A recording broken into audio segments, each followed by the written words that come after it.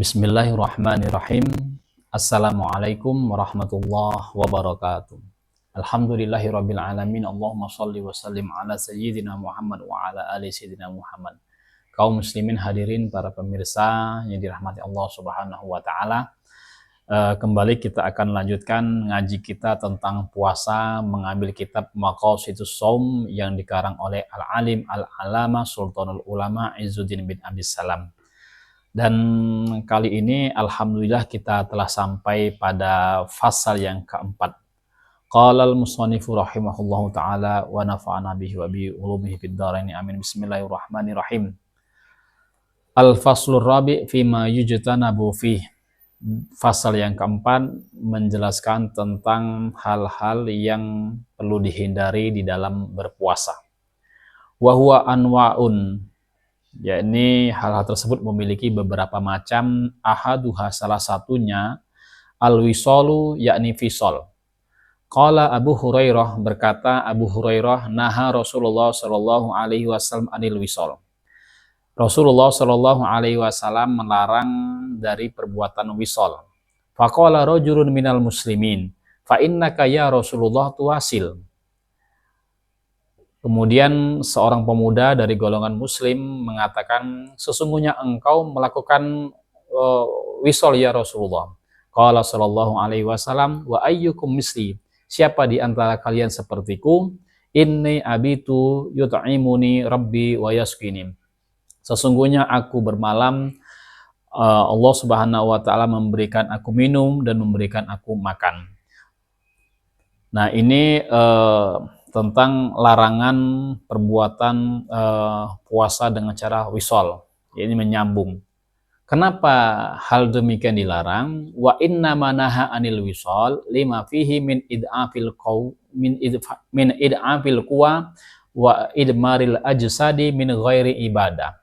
Karena wisol ini adalah membuat atau melemahkan kekuatan, menjadikan lemah, wa idmaril ajsad, dan melemahkan badan kita, min ghairi ibadah, sehingga membuat kita untuk tidak beribadah.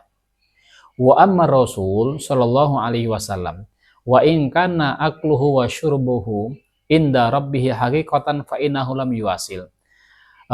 Seandainya sesuai hadis tadi bahwa Allah Subhanahu wa taala yang telah memberikan makan dan minum Nabi, kalau seandainya itu dimaknai sebagai makna yang hakiki, maka sesungguhnya Allah itu tidak, Rasulullah Nabi Muhammad sallallahu alaihi wasallam tidak melakukan wisol. Wa in abara bil akli wa syurbi an quwwatil insi billahi wa sururi bi qurbihi faqad qama dzalika maqamal akli wa syurbi fi in asiqwah bal huwa ablagu minat ta'ami wa syarab. Seandainya makan dan minum yang Allah berikan kepada Nabi Muhammad itu adalah dengan makna kiasan, yakni maksudnya adalah Allah memberikan makan minum diartikan sebagai kebahagiaan Nabi karena kedekatan Nabi kepada Allah Subhanahu wa taala, sungguh itu semua menempati makamnya makan dan minum. Bahkan itu dengan makna majaz ini, yaitu dengan diartikan sebagai kekuatan, kebahagiaan karena kedekatan Nabi kepada Allah, bal huwa ablagu minat ta'ami wasyarab, itu jauh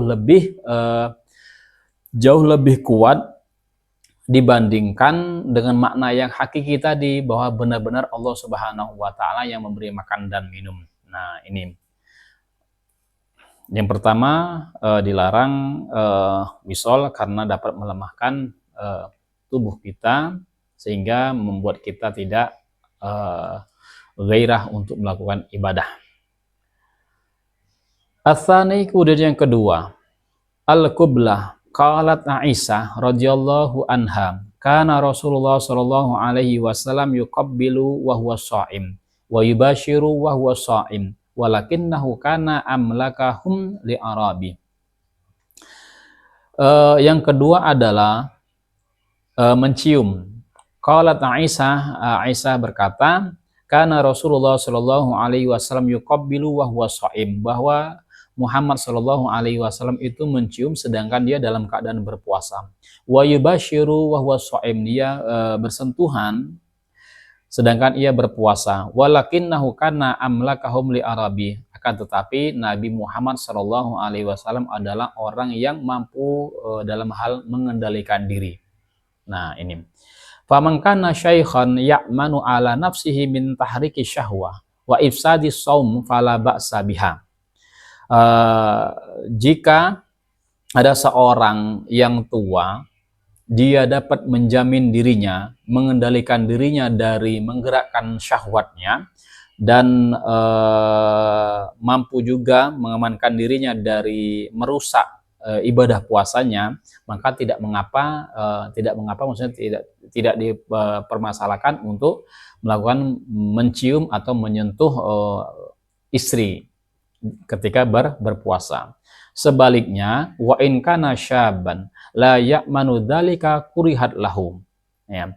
Seandainya seorang pemuda tidak dapat mengendalikan syahwatnya sehingga dapat merusak puasanya, min ta'ridil ibadah li ifsadi wal mukhatarati biha, itu kurihat lahu, itu sesuatu hal yang dibenci, sesuatu yang harus ditinggalkan baginya, karena dapat menyebabkan kerusakan ibadahnya dan membahayakan ibadah puasanya tersebut.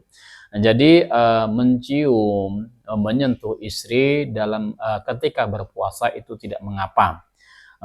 Alasannya adalah bukan karena tua ataupun mudanya. Jika seorang tua itu mampu menahan syahwatnya, maka tidak mengapa. Sebaliknya, meskipun muda tapi dia tidak mampu menahan syahwatnya, bahkan melebihi daripada itu, tidak dapat mengendalikan dirinya, menggerakkan syahwatnya, maka tidak diperkenankan. Atau bahkan justru ketika berlebihan dapat menyebabkan batalnya ibadah puasanya tersebut. Al-thalis al-hijamah. Soha anna Rasulullah Shallallahu Alaihi Wasallam ihtajama huwa sha'im. Yang ketiga adalah berbekam. Benar bahwasanya Rasulullah Shallallahu Alaihi Wasallam melakukan bekam dalam keadaan berpuasa. Wasu'ila Anas akuntum takrahuna al-hijamah lis-sha'im. Sahabat Anas ditanya, apakah kalian semua tidak menyukai bekam kepada orang yang berpuasa? Qala la. Anas berkata, tidak, illa min ajli dha'fi.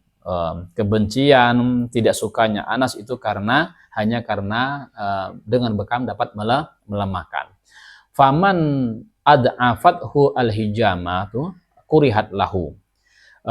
Barang siapa yang dengan melakukan bekam kemudian dapat melemahkan dirinya, raganya, badannya, maka itu sesuatu yang dibenci baginya, sesuatu yang makruh baginya. Idla ya'manu minal fitri au min thiqali ibadati alaihi. Karena dengan berbekam tidak dapat menjamin dirinya, tidak membuat aman dirinya dari untuk melakukan berbuka. Au min thiqalil ibadah alaihi, atau membuat seseorang tersebut dengan berbekam menjadikan malas, berat untuk melakukan ibadah. Fayatabarrama biha fayakrahu ibadatullah. Karena lemas untuk melakukan ibadah, fayatabarrama menjadikan dirinya bosan untuk melakukan ibadah kepada Allah. Dan ini sesuatu yang harus dijauhkan, manakala bekam tersebut dapat menyebabkan orang itu lemas, bahkan membuat orang itu tidak bersemangat dalam beribadah. Ar-rabi, yang keempat, al-kuhlu, bercelak. Karena Anas yaktahilu wa huwa shaim, bahwasanya Anas itu pernah bercelak wa huwa shaim, dalam keadaan berpuasa. Wa qala al-A'mash ma ra'aitu ahadan min ashabina yakrahul kuhla lis-shaim. A'mash berkata, tidaklah aku melihat seorang pun dari sahabat kami itu tidak menyukai al-kuhla, celak, ketika bagi orang yang berpuasa. Fala farqa bainal kuhli al-hadal lazi yanfuzu ilal khulukum wa baina ghairi. Tidak ada bedanya antara bercelak dengan satu cara dengan cara celak yang lainnya. Itu tidak ada bedanya, semuanya adalah makruh. Wal ula ijtinabuhu. Dan yang paling utama, meskipun para sahabat banyak melakukan demikian, wal ula ijtinabuhu, yang diambil utamanya adalah meninggalkan bercela, khurujan an khilafil ulama. Kenapa demikian? Karena agar keluar daripada perselisihan para ulama. Kemudian yang kelima, al istinsyaku fil wudu. Istinsyak di dalam wudu. Istinsyak ini adalah memasukkan air ke dalam hidung.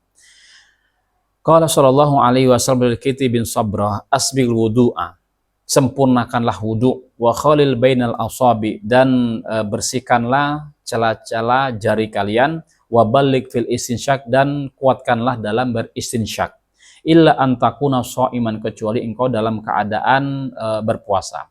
Panaha anil mubalaghah, dilarangnya istinsyak dengan cara mubalaghah ini, lima fi dzalika minal mukhatarati bil ibadah, karena dapat mendatangkan, membahayakan ibadah puasa, wa ta'ridi halil ifsad, bahkan dapat menyebabkan kerusakan terhadap ibadah puasa tadi. Nah, kaum muslimin, para pemirsa, inilah 5 hal yang mesti kita jauhi dalam hal berpuasa demi kesempurnaan ibadah puasa kita. Yang pertama tadi adalah wisal, kemudian yang kedua adalah qublah. Qublah ini adalah batasan diperbolehkan atau dilarangnya adalah manakala seorang itu dapat mengendalikan hawa nafsunya.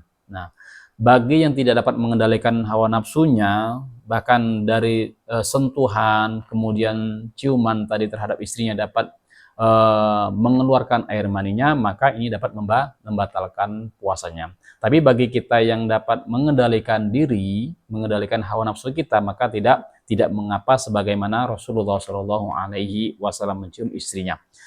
Kemudian yang ketiga adalah al-hijamah. Kemudian yang keempat adalah al-kuhlu. Kemudian yang kelima adalah istinsyak fil wudu dengan cara mubalaghah, dengan cara sekuat-kuatnya. Demikian, mudah-mudahan bermanfaat. Wal afu minkum wallahul muwaffiq ila aqwamit thoriq. Wassalamualaikum warahmatullahi wabarakatuh.